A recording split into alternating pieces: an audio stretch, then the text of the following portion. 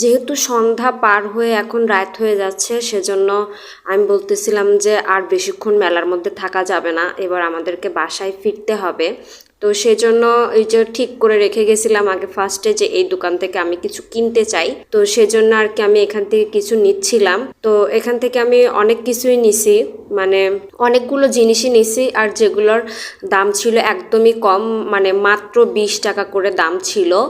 তো আমি এখানে আবার একটু বলতেছিলাম যে আসলে বিয়ের পরে মেয়েদের কসমেটিক্সের পর আসলে এরকম কোনো চাহিদা থাকে না, মানে শাড়ি গহনা এগুলোর প্রতি কোনো চাহিদা থাকে না। চাহিদা থাকে যে কিভাবে একটা সংসার সাজানো যায়, কি কি প্রয়োজন একটা সংসারে, ঠিক আছে। তো এখানে আমি যে যে জিনিসগুলো নিচ্ছিলাম এগুলো আমার কাছে ছিল, কিন্তু তারপরও আমার মনে হচ্ছিল যে আমার নেওয়া উচিত বা নিতে হবে, কারণ আমি ওইগুলা ইউজ করে খুব একটা বেশি কমফর্ট ফিল করতেছিলাম না। সেজন্য আমি আবার নিজের পছন্দ মতো এখান থেকে নিচ্ছিলাম আমার যা যা প্রয়োজন আর কি। তো এখানে একজন মহিলা দোকানটা দিয়েছিল, তার সঙ্গে আমি অনেক কথা বলতেছিলাম।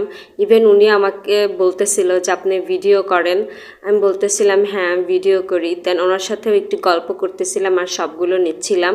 তো এখানে আমি মানে সব কিছু যা নিয়েছি সব কিছু একদম আমার প্রয়োজনীয় জিনিস নিয়েছি, আমি ফালতু কোনো জিনিস এখান থেকে নিই নাই।